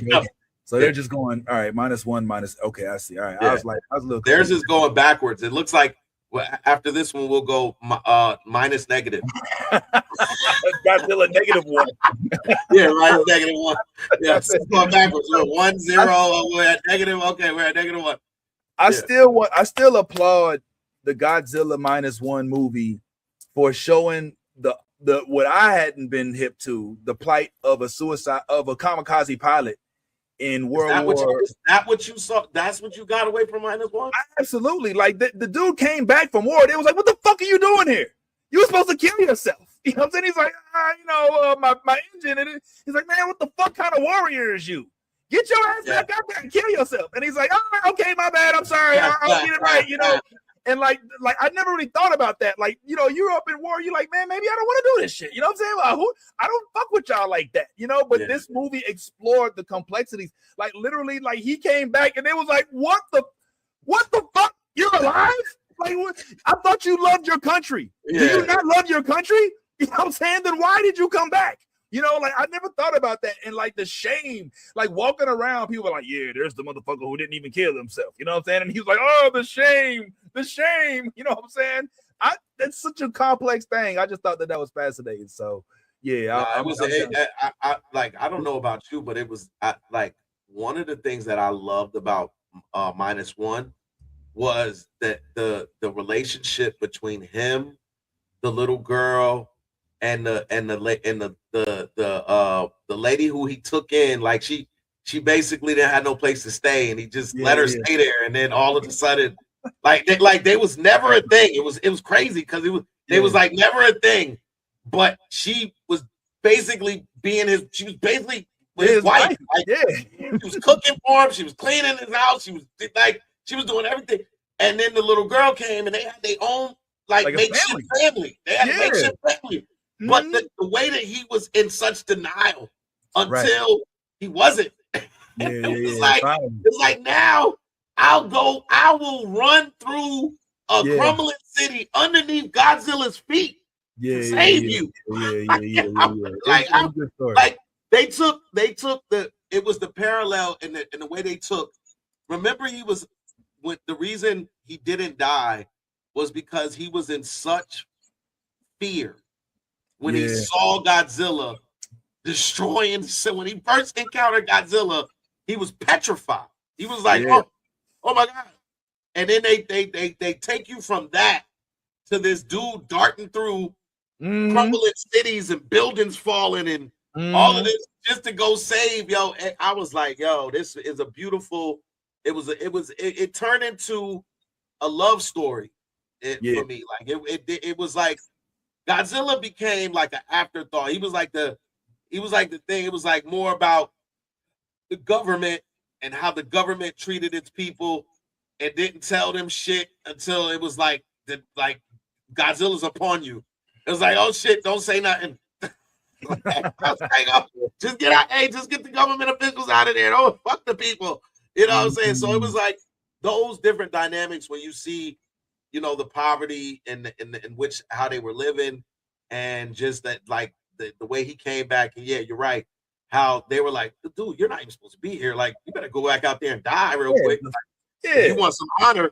It was like that whole honor thing that, you know what I'm saying, has been a huge thing in Japanese culture. Like they you know, samurais and honor and, you know, dying by the sword and these Klingons, kamikaze and all of that. So all of that is honor. That's so crazy. Like they won't look. They like, don't look over there, that asshole who's still here. You know what I'm saying? Like, he doesn't even love his country. You know what I'm saying? Like, we don't serve your kind around here. Like, what kind? Like, live kind. You both been killed yourself. Like, I was just like, holy shit! Like, what a word! Like, I never would have thought about that if it wasn't for -1. So we'll throw that. I only got like a couple more real quick. I'm a little nervous about this one, but I don't know if I can play it. But you were mentioning how much you love Tiana Taylor. This right here is her. You can't play that music. Well, it's a cover. Yeah, but it's Sade's. But all right. It's not Sade. But yeah, you're right though. Yeah. But anyway, I hope that don't get. I did hear it. Yes, I did hear it. And again, Tiana Taylor is so talented. So talented. Like this is not the first time I've heard her sing, and I'm just like sitting there like, oh my God, the amount of talent that lives inside this woman. She's beautiful. She's artistic. She's intelligent. Like there's so many things you can go on and go on, so many accolades you can give Tiana Taylor. That and I think that she is and should be a role model in terms of just going out there and doing stuff independently. Like Tiana Taylor has been one of those artists that probably could have blown, but she had other aspirations. You know what I'm saying? But I mean, she could if she think she blew. Not in terms of music. Like, do I think that she's renowned as one as a one of the top singers? I think she, like you and I both can agree that she has a beautiful angelic voice. But in terms of albums and record sales, I don't think that Tiana Taylor is a top tier artist. No, and that's unfortunate. But again, I think that is by design. I think Tiana is in control of her own career, and whatever she decides that she wants to put her energy into, that's what happens. And that's why you're seeing her on the acting scene, and not just on the acting scene, Vince, but we're seeing her pop up all around on all of these different projects. She has an up and coming project with Jonathan Majors and Lakeith Stanfield. She has another project. Now she's part of the One Piece cast. If you haven't seen that trailer, yes, she was a gypsy on One Piece. So she's not yet, like, Tiana is out here working, and yes, she's becoming, to me, she's on that fast track that Halle Berry was on, where she becomes a household name. She becomes the pleasure and the lustful thing that men do when there's that one next up. Like, she's there already. Like, and this movie, one battle after another, just catapulted her into superstardom. You know what I would compare her to? Then I don't think not many people will agree with me on this, but I think Tiana Taylor is Janet Jackson without her brothers. Okay, like hear me out. Janet came onto the scene as a musical artist, right? Rhythm Nation, all of that. But then she quickly got into Poetic Justice. She ended up, I mean, even before that, she was in like I think the Good Times in an episode. And then eventually, you know, Tyler Perry down the line, and becomes a little bit more prominent, I would say, possibly after her role with Nutty Professor. And you know, she becomes an on-screen giant as well to an extent. She kind of has that appeal, you know, sex appeal. Ladies want to be like her, men want to be with her, and she could, like we just show, cross over from music to the big screen at any point in time. That's what I mean by it. And I don't mean to, you know, by any other means other than just the acting and music compare them to. I mean, they're completely different with regard to personality and all and the history and all that other stuff. But just in terms of some of the rare artists that we had that can jump in and out of acting and music seamlessly without any side eye. All musicians, all artists can't do that. You know what I'm saying? Tyrese, one of the few. Jamie Foxx, one of the few. But for Black women, you know, it's not as often that we get a chance to see them, you know, jump in and out of the of prominence in both of those industries. And not at this level. I mean, like this is, again, when you sign on to do a movie with Leonardo DiCaprio and Sean Penn, and you know, it's nominated for Best Picture of the Year. You have now you have a seat at the table, and I do believe these are the type of roles like there was no way for her to turn this role down, right? If that makes sense. Like, regardless of whatever people in her corner were saying, whatever she may have, whatever if she had any reservations, whatever it was, this was a role that one couldn't turn down. This is one of those roles where, like, you know, if somebody said something inappropriate, you might let it slide. You know what I'm saying? Because you don't want to fuck up the bag. And this is so I don't in any way fault her in any way. I think this was, for her career, this was a no-brainer. This was the type of move that, again, catapults you into superstardom. Your face becomes a household name. You now have all of these different endorsement deals. You now are on all of these different movies and series. And I don't see it stopping for her. I think that she may do what Janet did, which is use your musical name to kind of push you into these spaces where you can be an actor. And I'm just saying the backwards, I'm just flipping it. So she may be just like, I'm going to take this acting space, right, and thrive in that arena. And then when I've ate and chewed up and spit out all I can from the acting game, I might just drop a double LP on y'all. And you know what I'm saying? That's how you do it. Bless you again.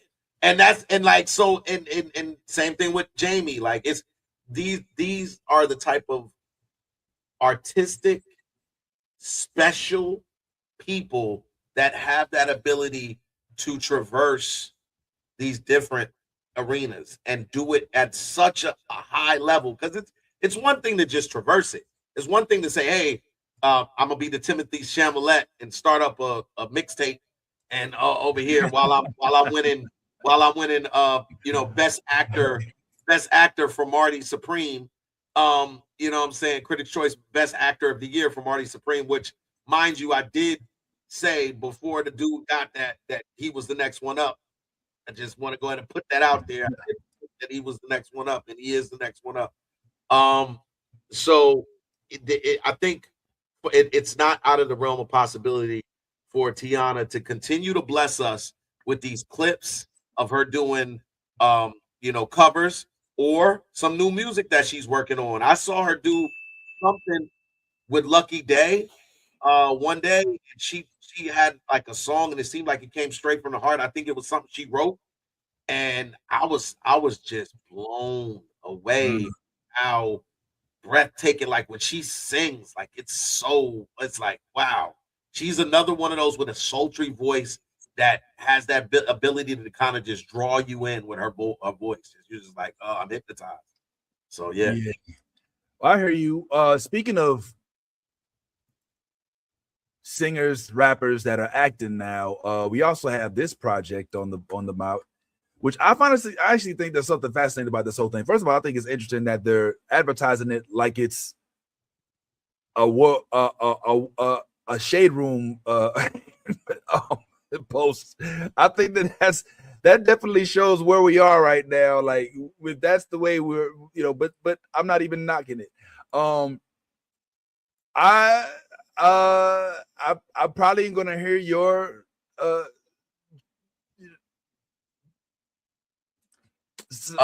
description about this because I probably won't be seeing this. I'm gonna keep it real. Like this is I'll watch it. I'll watch it for both of us, man. But I'll say this: it is time for us to stop calling him Method Man and give that man his acting credit. His name is Clifford Smith, and it's time to start calling him Cliff Smith. He wants to listen. Meth has wanted to be an actor. Oops. For a long time. Me get like you. No, not like me. But Meth has been acting now for some years. He's been on different projects, multiple projects, whether good or bad. He has been there. He has put in his acting hours. He has done all that has been asked of him and more. He has appeared derobed on screen, which is a thing. They do it. They're like, oh, you gonna take your clothes off? Meth did it. Meth has been the gangster. He has played the stereotypical. He did it. Meth has been a lawyer. Meth has been a crooked this, a crooked that. Meth has done everything. It is time for us to step into Clifford Smith. Cliff Smith. Love that name, by the way. Cliff. That was my father's name, Clifford. So, hey, we got something there. But it is time to give this man his flowers, man. It is no longer, we cannot keep on throwing up Method Man on these things. They didn't throw up one piece of Destiny's Child for Kelly Rowland. They put up her name. They put up Kelly Rowland.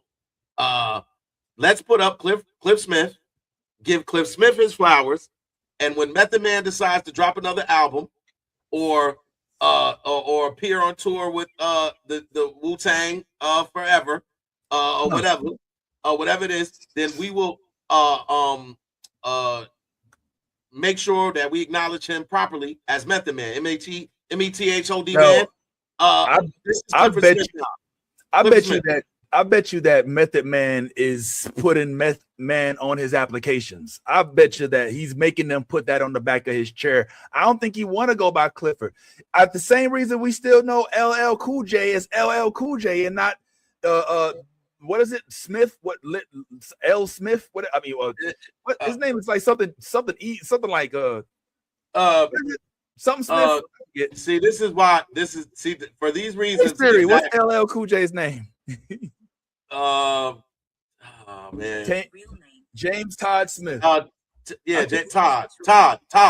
His name's Todd. Yeah, we don't. The fact that you had to look that up proves my point. I haven't looked it up. I was getting to it, but I but the fact that it's not common knowledge, Meth Man name, but that's probably because you're more of a Method Man James fan. Todd Smith. Yeah, you're right. James Todd Smith. So and by the way, I got to give Siri her own mic. I got to put Siri on at some point. Siri don't be playing. She's quick. I'm gonna put Siri. Yeah, but yeah, man. So when I saw Red Tails, I was like, damn, Method Man is a good rapper. I was like, Method Man is one of my favorite rappers, man. I love Method Man as a rapper, bro.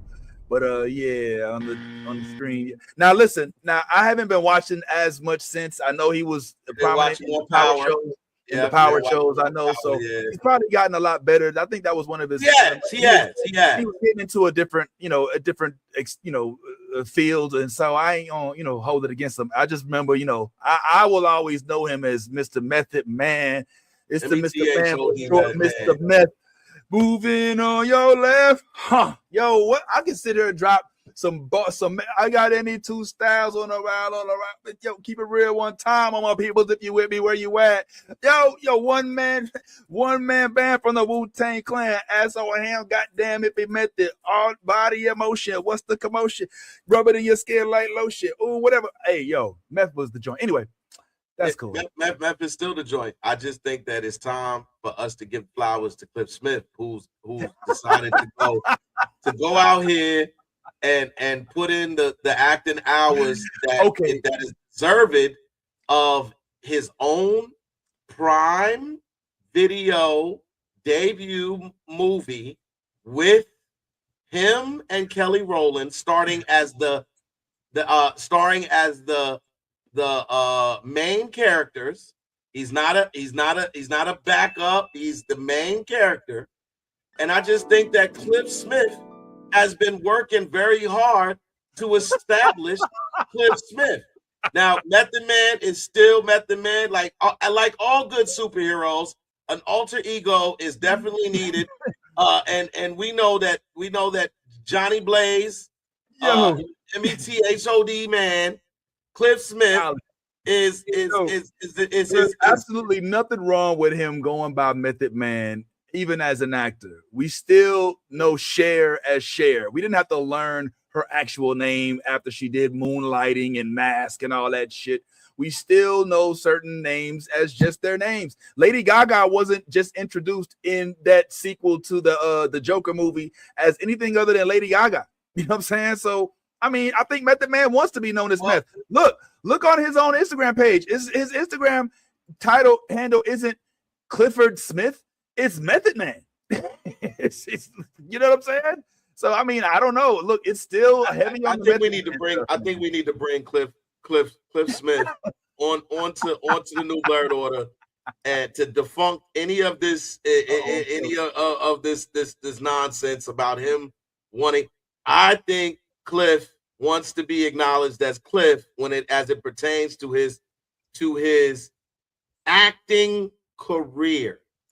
Hilarious. Cliff Smith has done a lot to set himself apart as an official and legitimate actor.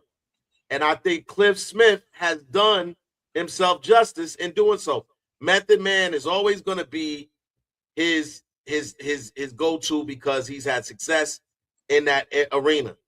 I just think that if we are who we say we are, then we should be giving flowers to Cliff Smith in regards to this new role with Kelly Rowland. Cliff, if you out there and you see this, hit us up, man.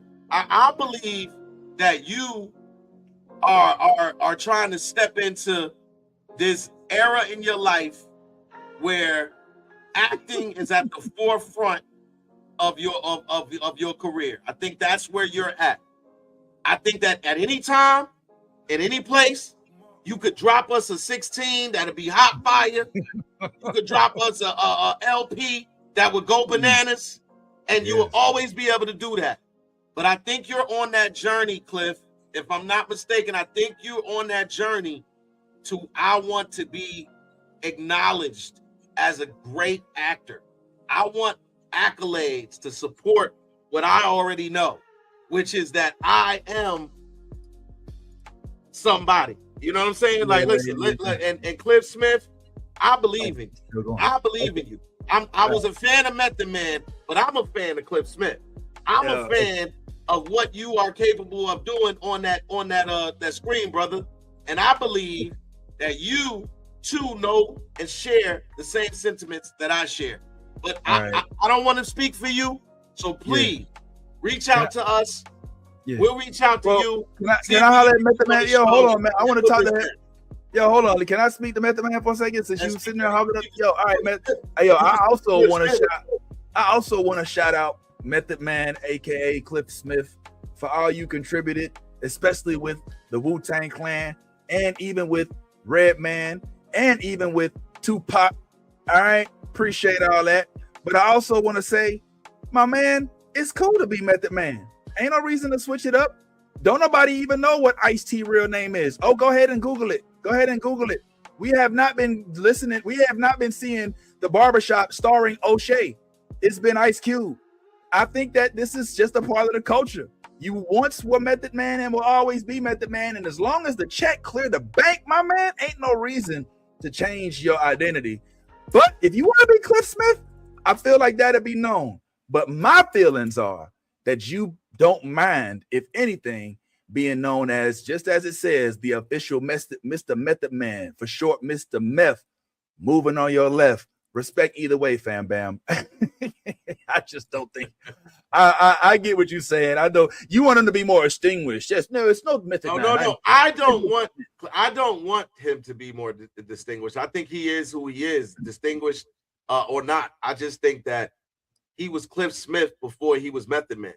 And I think that Method Man is not necessarily, I don't want to necessarily call him a character, but I think that Method Man was the moniker that he took up to establish his rap career. I think Cliff Smith has always existed and will always exist. And I think that in the space of acting, Cliff Smith deserves to be acknowledged. And I think that as long as he continues on the path that he's on, which is working nonstop, putting the work in, continuing to pop up wherever he can pop up at, I think it's not long before we establish Cliff Smith from Method Man. Now, LL Cool J, I think LL Cool J is a little different. I think Ladies Love Cool J was something that you pick up as that's what LL stands for. Ladies Love. Yeah, I know, but what's the there's a man. I just think that LL is more fine with the LL, but I think I've seen interviews as well where he acknowledges Todd Smith as well. Like, so I think that this is just me speaking this into fruition that Cliff Smith, we're going to see if Cliff Smith stays on this trajectory. I cannot wait for that day where they say Critics' Choice Award goes to Cliff Smith, aka otherwise known as Method Man, because that was, what we known him as is Method Man. But Cliff Smith is out here acting his ass off, trying to do his thing. I see you.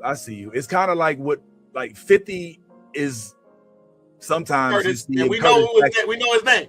Sometimes you see him as Curtis Jackson, right? I get what I see where you're going. I see where you're going. That's right. We will await to see what you decide, Meth. I frankly think that you'll respond to this post and you'll say, nah, B, I'm cool with the Meth Man, you know what I'm saying? So we'll hope to see that. We're gonna go ahead and wrap this up. Yeah, nah, yo. Nah, I ain't even gonna pretend. I ain't even never been to Staten Island. I'm a man. I've been on the Staten Island ferry, man. I've seen the Statue of Liberty. You had a hot dog, good for you. Yeah, I had, maybe not on the corner ones, not the ones on the corner. Nah, them you had a Coney. You have a Coney. Yeah. You have a Coney. Nah. I prefer to go into the bodega. Not the Glizzy. I don't fuck with the Glizzy. Nah, not up there. Not unless we at Yankee Stadium. Look, you getting off track. Hey, listen, everybody, thank y'all so much for tuning in. Please check out our other interviews. We have the Amanda Christine interview that is up and live. We have our interview that we just had with the Sci-Fi Savage talking about Star Trek. We just had our interview with Ex Mayo, as you've seen, who is in the Wonder Man show that comes out in just a few weeks, if it hasn't come out already, if you've seen this in the past. And of course, we've got a whole bunch of other things in store, so stay tuned for what comes next, like for instance, maybe somebody from Robin Hood. So on behalf of myself, Bad Time, everybody who ain't even here right now, be yourself authentically. If you ain't, you being faking and all things. Go ahead, let that geek flag fly. Deuce. Where'd it go? Where's the? Oh my God. Where's Where'd it go? Disappeared. This is Thugnificent telling everybody to tune in to New Blurred Order, my nigga. The best podcast on the planet Earth, nigga.